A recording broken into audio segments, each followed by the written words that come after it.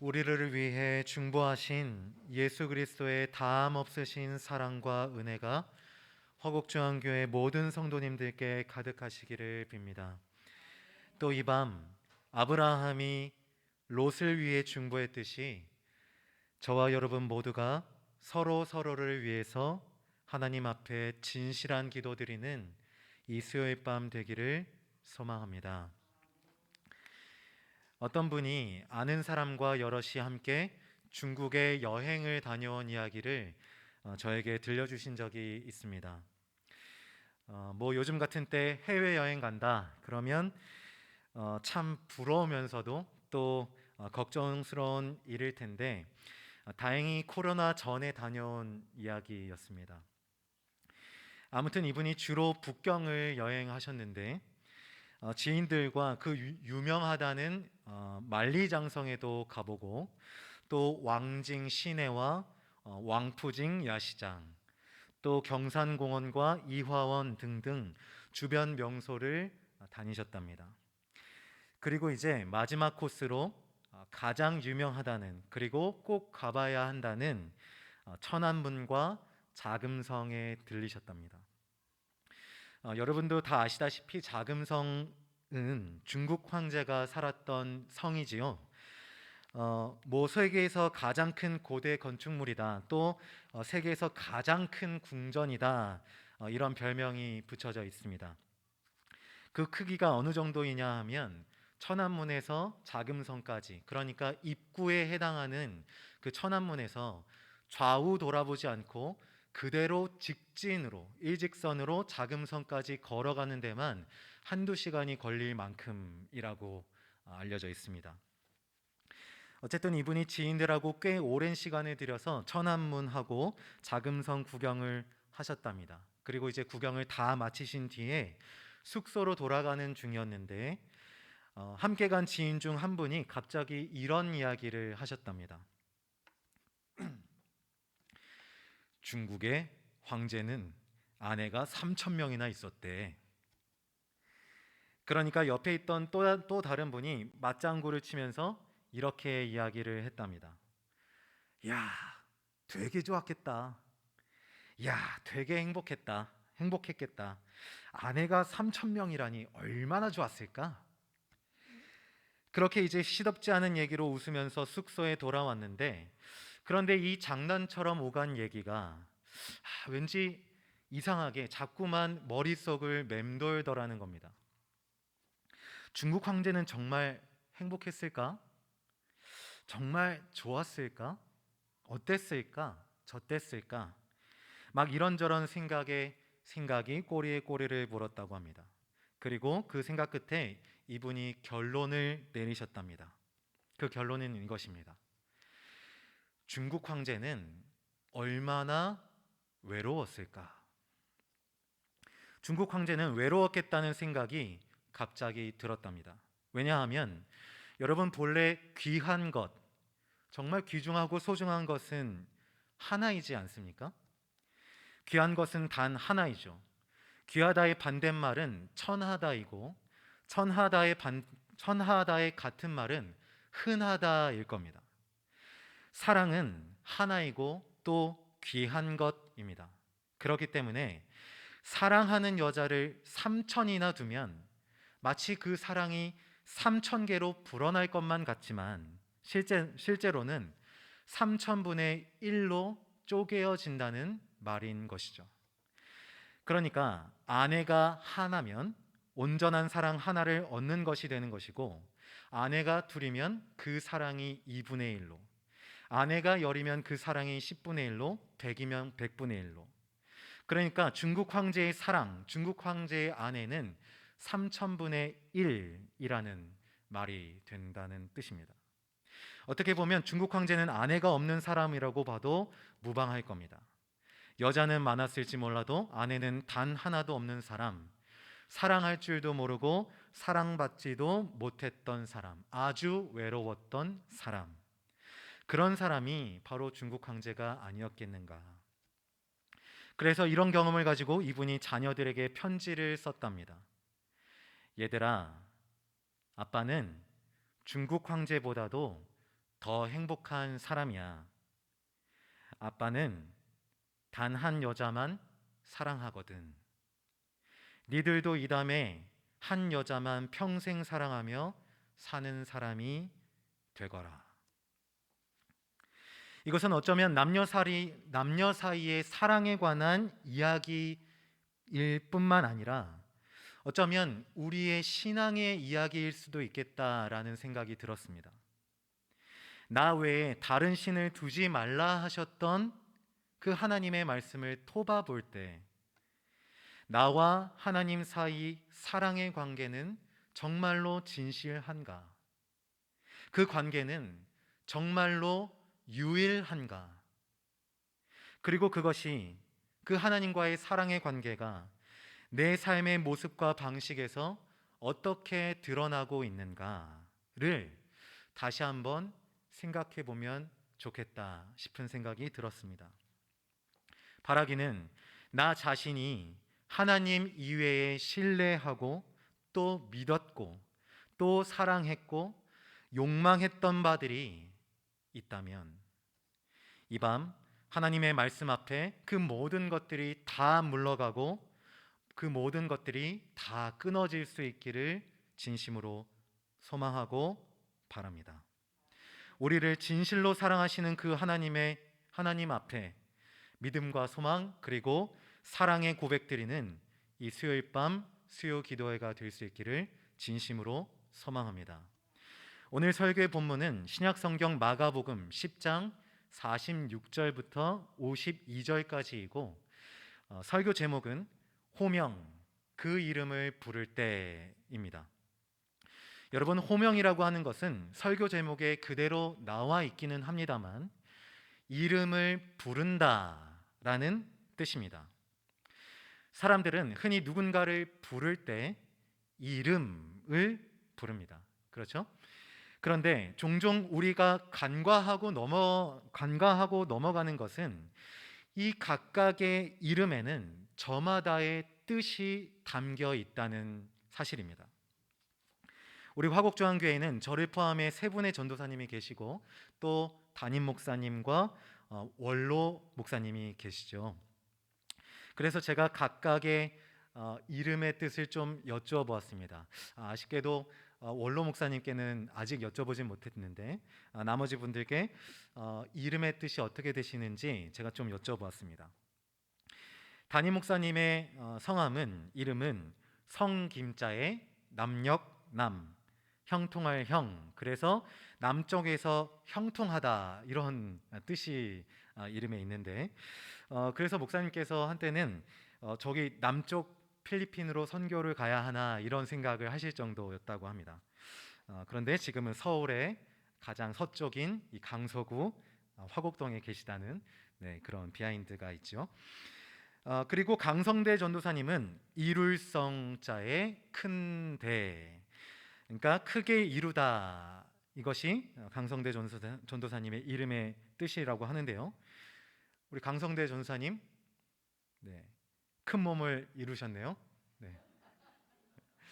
다른 것들도 아주 크게 이루실 거라고 저는 믿고 기대합니다.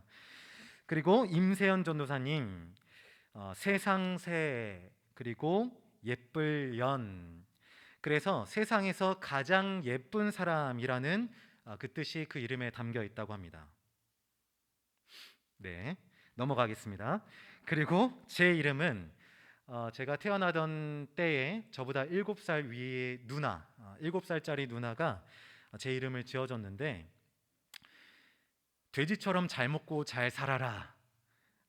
정말입니다. 제 이름이 돼지처럼 잘 먹고 잘 살아라 라는 뜻에서 원래는 박돼지였는데 저희 친척들이 다 뒤에가 진짜 돌림이기 때문에 니은 받침을 넣어서 이름이 가장 비슷한 대진, 이렇게 이름이 지어졌다고 합니다. 그래서 저의 이름의 뜻은 돼지처럼 잘 먹고 잘 살아라.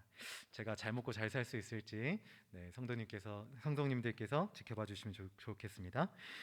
성도님들 한 분 한 분의 이름 뜻도 참 사실은 너무나도 궁금합니다. 그런데 시간상 여기서 다 여쭤볼 수는 없기 때문에 가능하시다면 또 괜찮으시다면 나중에 유튜브 댓글창에 성도님들의 이름 뜻이 무엇인지를 좀 남겨주시면 좋을 것 같다라는 생각이 듭니다.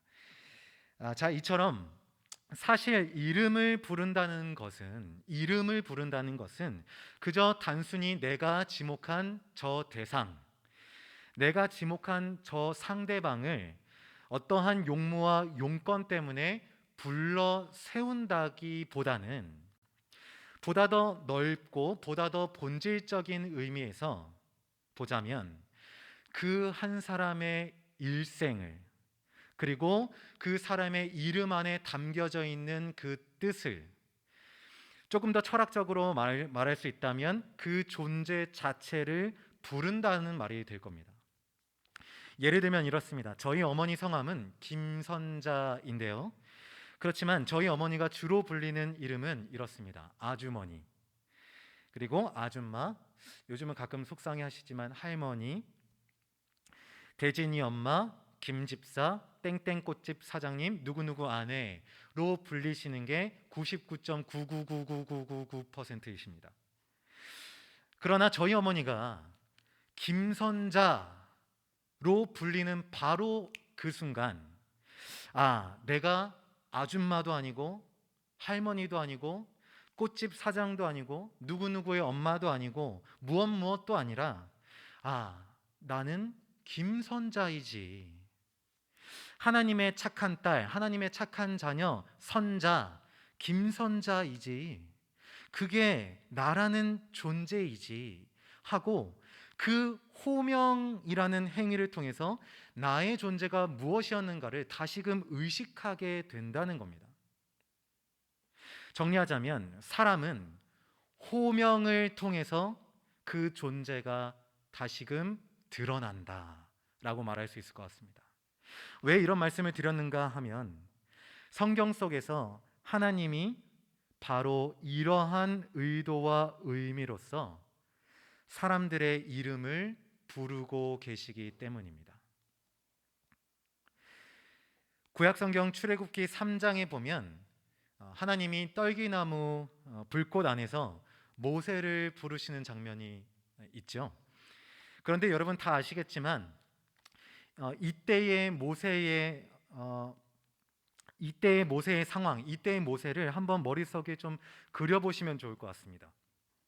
이때의 모세가 과연 어떠한 상황 속에 놓여 있었나, 이 모세는 이때 과연 어떠한 사람이었나를 좀 떠올려 본다면 이렇습니다. 모세는 사실 하나님께서 그 떨기나무 아래에서 모세를 부르셨을 때 사실상 모세는 그 당시에 절대적으로 잊혀진 존재였습니다. 40세 때 히브리 동포가 노예로 부림당하며 학대받는 모습에 분개했습니다. 의분이 들끓었습니다. 그래서 학대하는 이집트인을 쳐 죽였습니다. 그래서 모세는 살인자가 되고 말죠. 또 이 일 때문에 같은 동포들에게까지 손가락질을 받아 결국 미디안 땅으로 도망치듯 떠나고 맙니다. 도망자가 되죠. 또 모세는 그렇게 40년을 미디안 광야에 묻혀 살게 됩니다. 은둔자가 되죠. 모세라는 이름은 철저히 잊혀지고 그는 그저 살인자의, 도망자의, 그리고 은둔자의 이름으로 살아가게 됩니다. 그런데 바로 그때 하나님이 모세를 찾아오신 겁니다. 우리 함께 성경 말씀을 좀 찾아 읽어보면 좋겠습니다. 구약 성경 출애굽기 3장 4절입니다.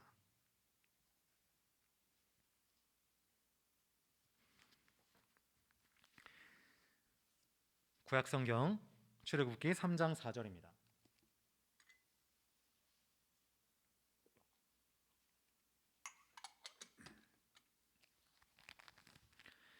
다 찾으신 줄 알고 저와 여러분 한 목소리로 함께 합독하시겠습니다.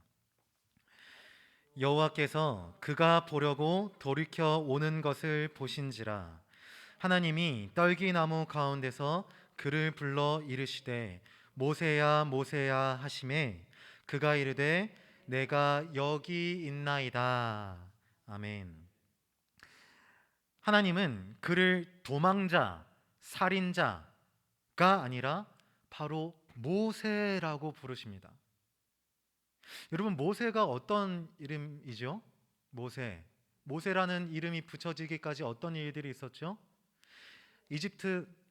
그렇죠. 이집트 파라오의 영아살해 명령이 떨어집니다. 어떤 한 히브린 여인의 아들이었던 모세는 그 영아살해의 그 명령을 피하기 위해서 갈대 상자에 담겨 떠내려갈 수밖에 없었죠. 갈대 상자 아래에 떠내려가던 모세는 죽을 뻔했지만 구사일생으로 건진바 되었습니다. 모세라는 그 이름은 바로 그런 의미가 담겨 있는 뜻이죠. 물에서 건져지다, 건진받은 자, 구원받은 자. 하나님의 은혜로 건진받은 존재, 하나님의 섭리 속에 구원받은 존재, 하나님의 절대적인 돌보심을 받는 존재. 하나님은 잊혀지고 사라진 그의 이름 모세를 부르십니다. 조금 더 살펴볼까요? 마가복음 2장에 보면 예수님께서 세리 한 사람을 부르십니다. 여러분, 세리가 어떤 사람이죠? 어떤 사람이죠? 여러분 다 아시겠지만, 세리는 세금 징수원이라고 할 수 있을까요? 어떻게 보면 민족 배반자에 가깝습니다. 그 당시 이스라엘 백성들에게 국가의 세금을 징수해서 로마에 바칠 뿐만 아니라 부정하고 불의하게 세금을 걷어 서민들을 등쳐먹던 사람, 그게 바로 세리의 존재이지요. 그래서 많은 사람들이 세리의 존재를 더러워했고 싫어했고 꺼려했고 가까이 하지 않았습니다. 그런데 예수님은 바로 그 사람을, 바로 그 존재를 세리도 아니고 민족 배반자도 아니고 불결한 사람도 아니고 바로 그 이름을 부르십니다. 그 이름은 우리에게 마태라고도 알려진 알페오의 아들 레위였습니다. 여러분, 레위라는 이름 어떤 상징성을 가지고 있죠? 이스라엘 12지파 중 하나이고 성전에서 봉사하고 섬기는 자의 상징적인 이름이 바로 레위이지 않습니까?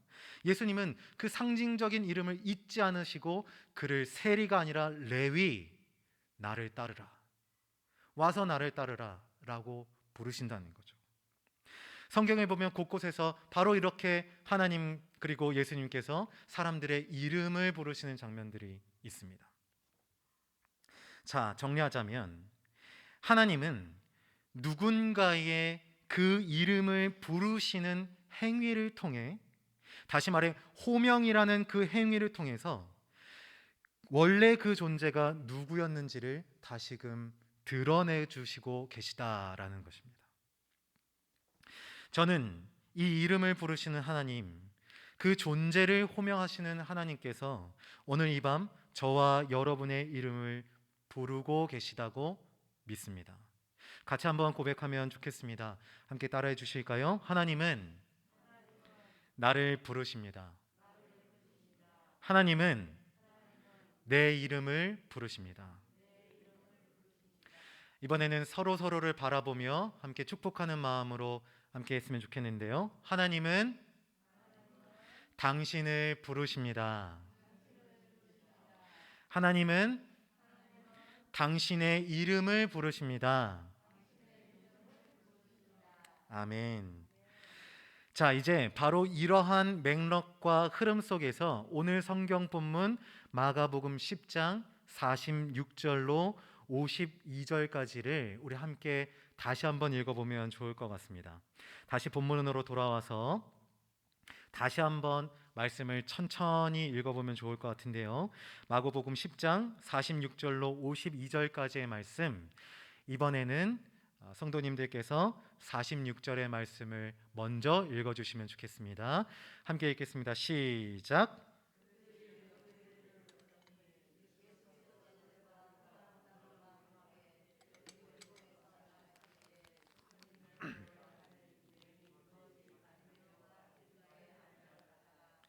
나사렛 예수시란 말을 듣고 소리질러 이르되 다윗의 자손 예수여 나를 불쌍히 여기소서 하거늘.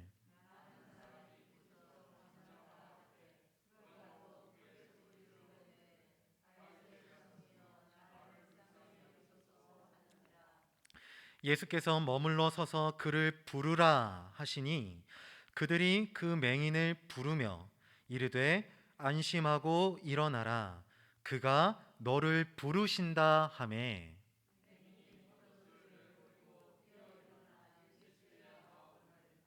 예수께서 말씀하여 이르시되 내게 무엇을 하여 주기를 원하느냐 맹인이 이르되 선생님이여 보기를 원하나이다.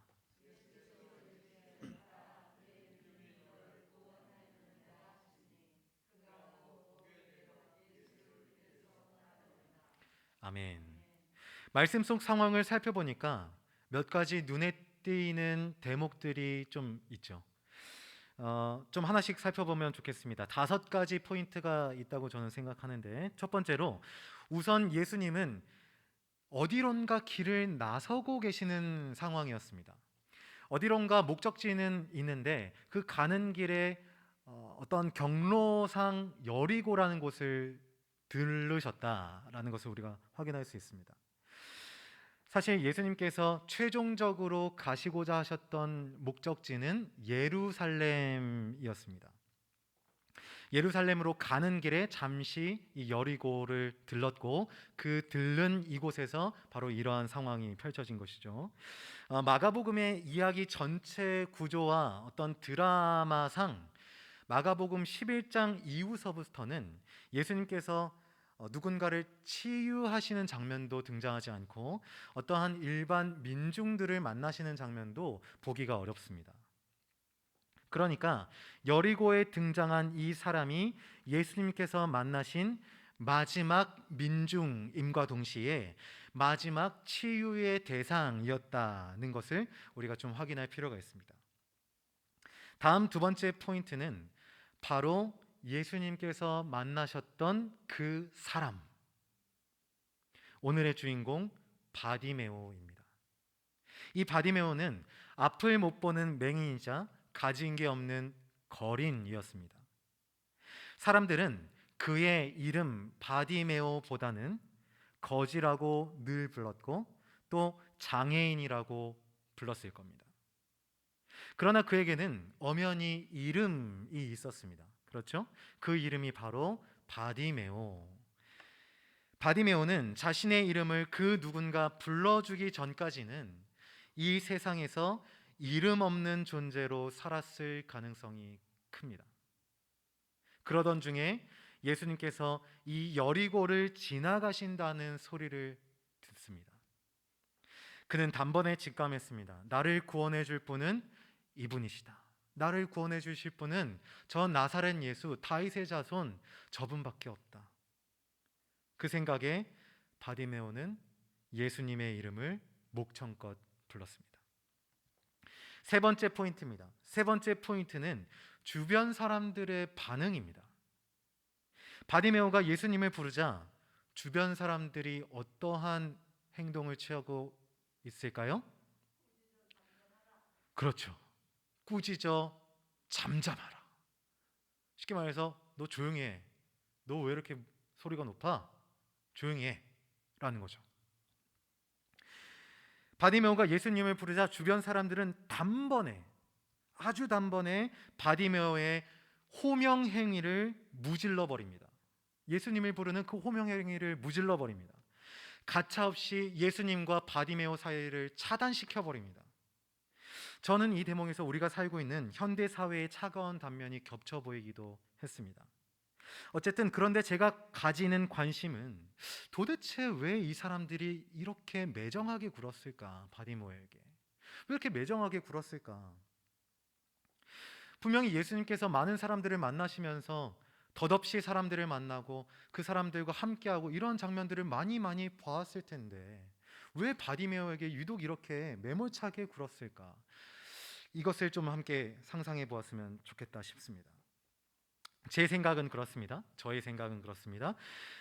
4개의 복음서마다 등장하는 공통적인 특징이 있는데 그중 하나는 예수님을 따르는 민중들이 예수 그리스도를 정치적인 메시아로 인식했다는 사실입니다. 대표적으로 사복음서 전부에 나타나는 예수님의 예루살렘 입성 장면, 그 장면과 그 주변 사람들의 행동을 보면 좀 알 수 있는데, 사람들은 권위 있는 말씀으로 가르치시는 예수님, 병든 자를 치료하시는 예수님, 귀신을 힘있게 내쫓으시는 예수님, 바로 그 예수님께서 최종 목적지를 예루살렘으로 설정하셨다라는 것에 굉장히 큰 의미를 부여한 것 같습니다. 왜냐하면 예루살렘은 모든 이스라엘의 정치적이고 종교적이고 경제적인 집결지이지 않습니까? 거기에 예수님께서 가신다. 예수님이 왕이 되시겠구나. 정말 이렇게 혼란스럽고 정말 어렵고 어지러운 우리 이 이스라엘 하나님의 백성들을 잘 통치해 주시겠구나. 왕으로서 통치해 주시겠구나. 그렇게 기대했다는 것이죠. 그렇기 때문에 사람들은 왕이 성전에 입성할 때 하는 의식적인 행위로서의 종려나무 가지를 흔들었던 것이고, 바로 그런 정치적인 의미로서의 자신들이 입고 있던 겉옷을 벗어서 나귀를 타신 예수님 앞길에 차곡차곡 깔아놨다는 것이죠. 우리의 정치적인 왕이 들어오신다. 정치적인 메시아께서 이제 우리의 모든 문제를 해결하시겠구나. 그래서 그랬다는 해석이 있습니다. 이 해석에 기대해 보자면, 사람들이 바디메오의 호명 행위를 거치게 잘라버린 이유가 명백하게 드러납니다. 지금 우리가 보고 있는 말씀 본문은 10장 마지막 끝단락이고 11장 첫 단락은 예수님께서 예루살렘을 입성하시는 장면이 등장하는데, 그러니까 사람들은 조금이라도 빨리, 한시라도 빨리 예수님께서 예루살렘에 입성하기를 바라셨던 것이죠. 그들은 빨리 예수님께서 예루살렘에 입성하시기를 바랐던 겁니다. 한시라도 빨리 예수님을 예루살렘 성전에 입성시켜서 허다한 정치적, 군사적, 종교적, 외교적 현안들이 해결되기를 바랐던 것은 아니었나. 그리고 또 예수님께서 그러한 일들을 행하실 때 자신들이 일정한 역할과 직책을 맡을지도 모르겠다는 일말의 욕심과 기대가 있었을지도 모릅니다. 왜냐하면 실제로 마가복음 10장 35절, 우리가 오늘 읽고 있는 단락 바로 윗단락을 보면 예수님의 제자 요한과 야고보가 엉뚱한 요구를 합니다. 예수님께서 그 영광의 자리에 앉으실 때 저희 둘을 잊지 마십시오. 하나는 우편에, 하나는 좌편에 앉게 해주십시오. 너무나도 허무하고 너무나도 허탄한 욕심이고 요청이지 않습니까? 결국 자신들의 욕심과 욕망에 눈이 멀어 바디메오는 그저 예수님께서 예루살렘에 입성하는 일을 지연시키는 방해꾼이었을 뿐이고, 또 그 큰 일을 가로막는 사소한 조약돌, 그리고 눈엣가시였던 겁니다. 어떻게 보면 정작 눈이 먼 것은 예수님을 알아보고 호명한 바디메오가 아니라 제자들을 포함한 많은 사람들이었을지도 모르겠습니다. 이게 우리가 살펴봐야 할 세 번째 포인트입니다. 그리고 네 번째 포인트. 그런데 갑자기 상황이 전복됩니다. 완전히 뒤바뀌게 됩니다. 49절의 상황인데, 예수님이 돌연 가시던 길을 멈춰 서시고는 뒤돌아 서셔서 바디메오를 부르시는 장면입니다. 우리 함께 마가복음 10장 49절을 함께 읽겠습니다. 마가복음 10장 49절입니다. 함께 읽겠습니다. 시작.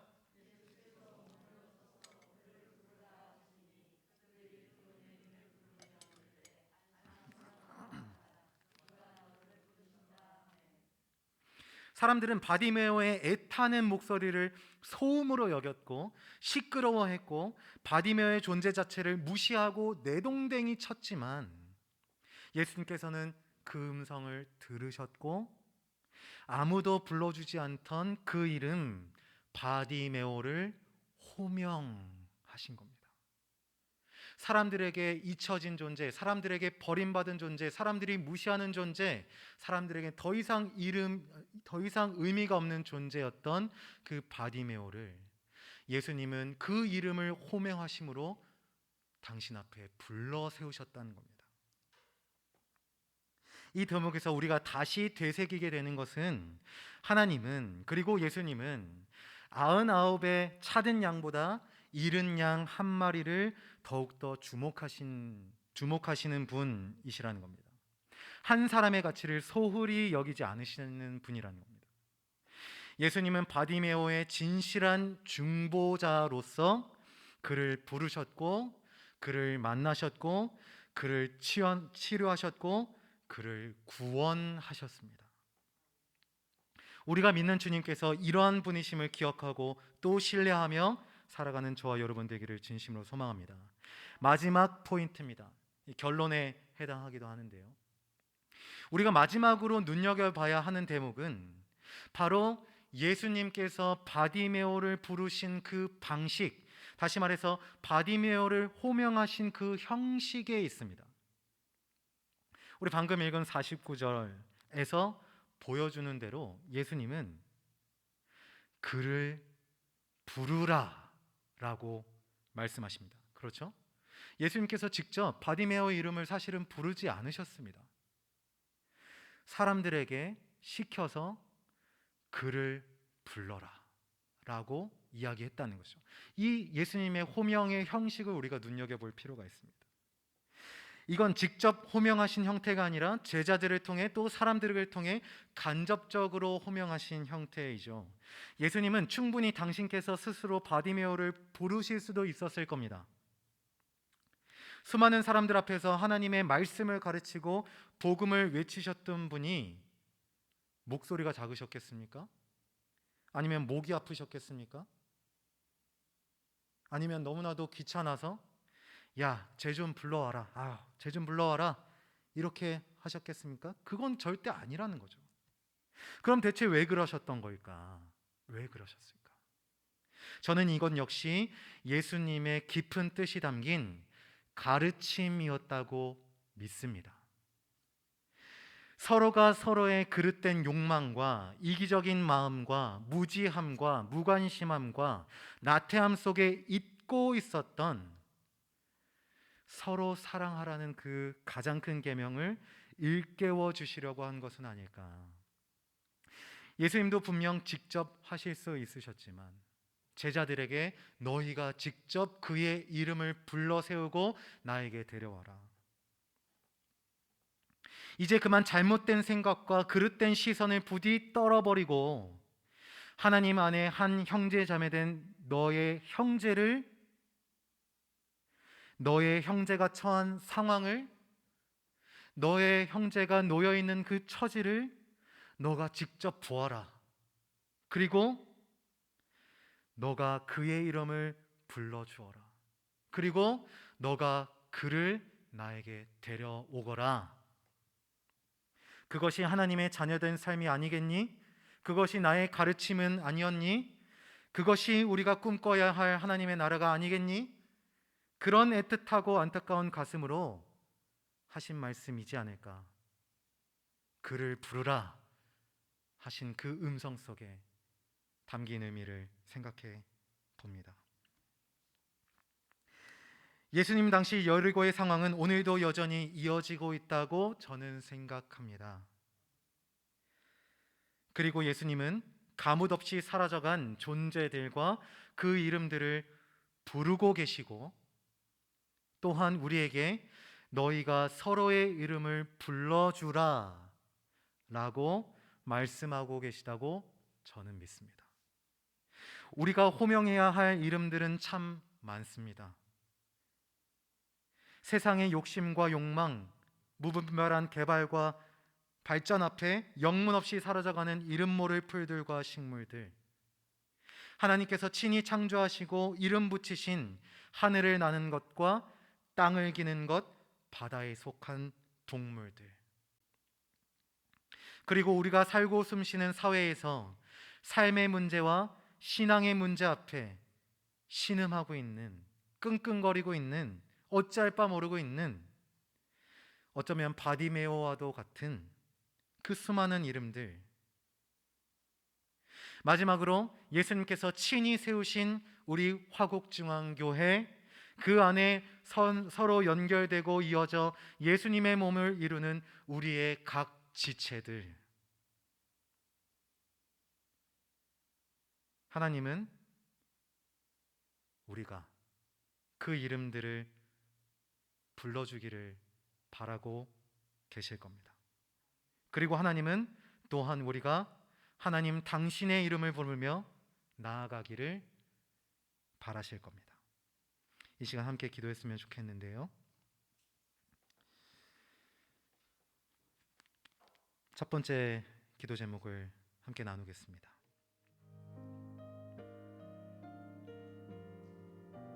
하나님은 오늘도 우리의 이름을 부르고 계십니다. 이 시간 우리의 이름을 부르시는, 우리의 존재를 호명하시는 그 하나님의 음성에 귀 기울이면 좋겠습니다. 혹 주님의 그 또렷하고 카랑카랑한 그 음성을 듣지 못하게 하는 그 무엇이 우리 마음에 있지는 않습니까?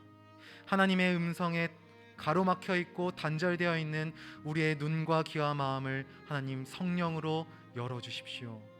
우리의 존재 가운데 성령으로 임재해 주셔서 하나님의 음성을 가로막고 있는 그 모든 것들을 하나님 치워주시고 몰아내 주시길 원합니다. 하나님, 그래서 주님의 음성을 듣기 원합니다. 우리 함께 그렇게 기도하며 나아가도록 하겠습니다.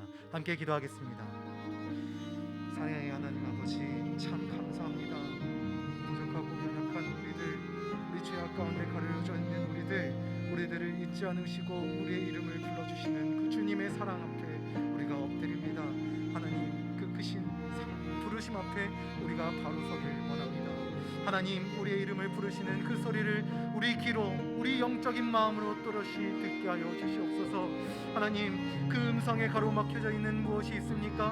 하나님, 그 음성을 듣지 못하게 하는 우리 안에 우리 내면의 죄악들이 있습니까? 하나님, 불쌍히 여겨주시고 하나님 성령으로 임재해 주셔서 그 닫혀지고 가로막혀진 모든 것들을 하나님 몰아내 주십시오. 우리는 힘이 없습니다. 우리는 할 수 없습니다. 성령으로 임재해 주셔서 우리의 모든 막혀진 담들을 열어주셔서 주님, 우리를 부르시는 그 사랑의 음성을 우리가 듣게 해주십시오. 주님의 그 부르시는 음성 앞에서 바로 서게 해주십시오. 그 부르시는 음성 앞에서만 다시금 우리의 신앙을 세워나가고 우리의 믿음을 세워나가고 하나님의 자녀임을 다시금 깨닫는 주춧돌이 되게 해주십시오. 하나님, 주님께서 부르시는 음성이 있습니다. 하나님, 우리 화목조항교회를 부르시고 우리 각 지체들을 부르시고 하나님, 우리 각 존재들을 부르심을 믿습니다. 하나님, 우리 모두가 주님의 부르심 앞에 바로 설게 도와주시고 하나님, 그 주님의 부르시는 음성을 귀 기울이며 따라가게 하여 주시옵소서. 두 번째 기도 제목을 드립니다.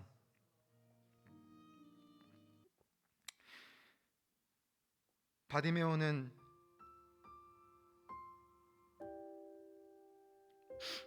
자신을 억누르고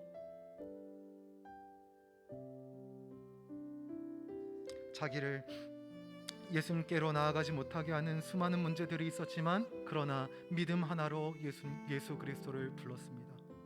그리고 예수 그리스도는 그 믿음을 통해서 바디메오를 부르셨고 또 그를 만나셨고 그를 구원하셨습니다.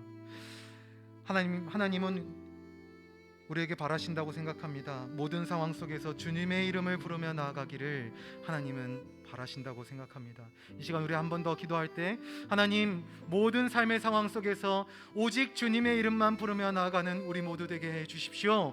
주님의 그 이름을 부르며 우리의 삶의 문제들, 우리의 신앙의 문제들을 헤쳐나갈 수 있는 믿음의 자녀들 되게 해 주십시오. 주님의 이름을 부르는 그 부름 앞에서 구원의 역사를 경험하게 해주십시오. 우리 함께 기도하며 나아가도록 하겠습니다. 기도합니다. 하나님 아버지, 여러 가지 삶의 문제들이 꽁꽁 막혀 있었지만 그러나 믿음으로, 그 믿음 하나로 끝까지 예수 그리스도를 불렀던 바디메오를 생각합니다.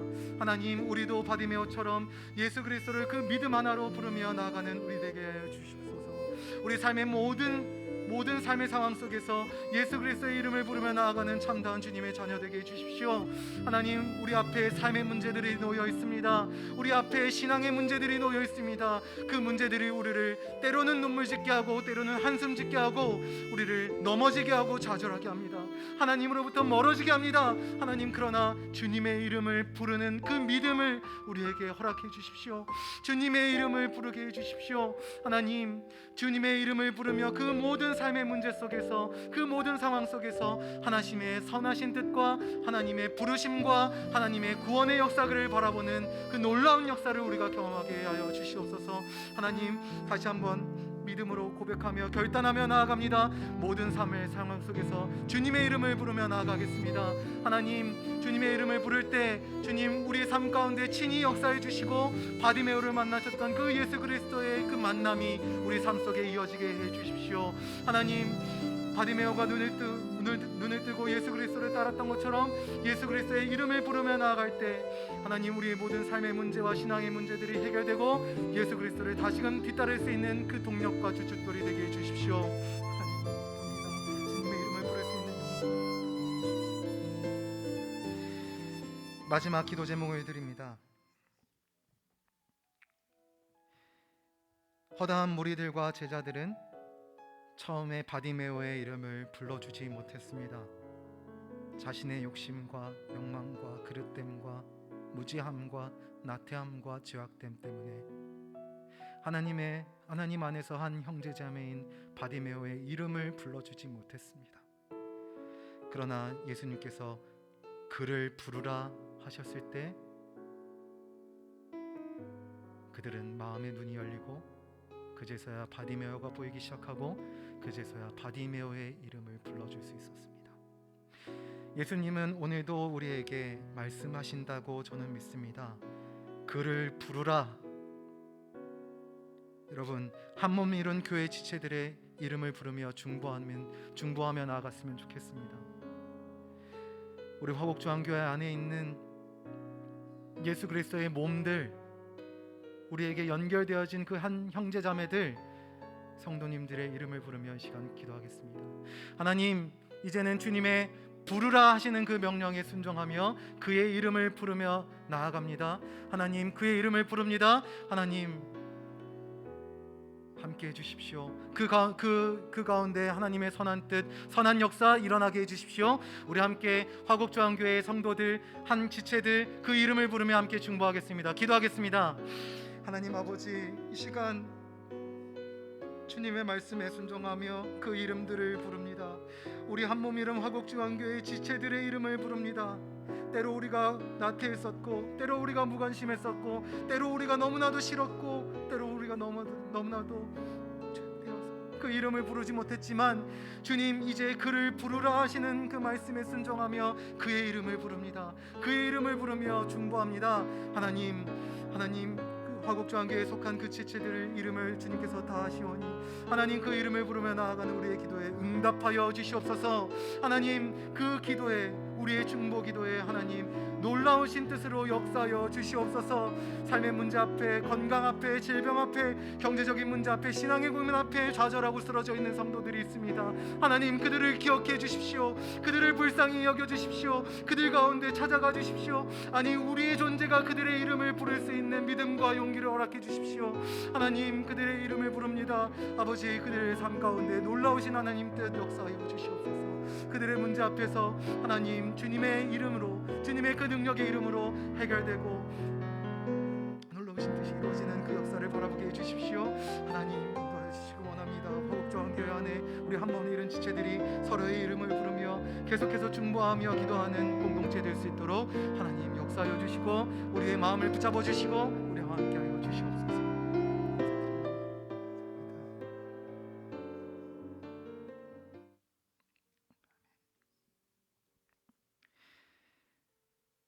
하나님, 감사합니다.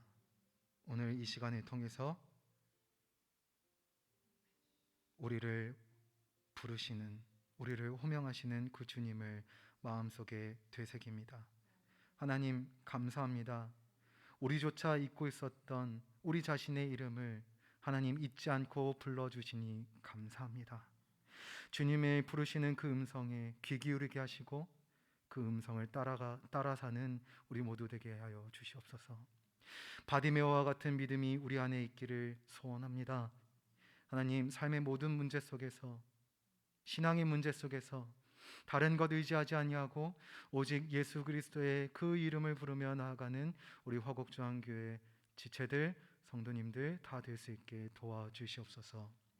이제 너희가 그를 부르라 하시는 그 주님의 명령을, 그 주님의 음성을 듣습니다. 주님,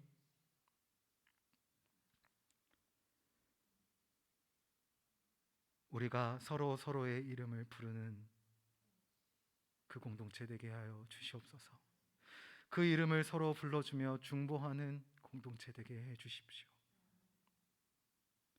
하나님, 오늘도 감사합니다. 주신 말씀, 그리고 우리가 기도로 결단하고 고백했던 그 모든 것들을 마음속에 품습니다.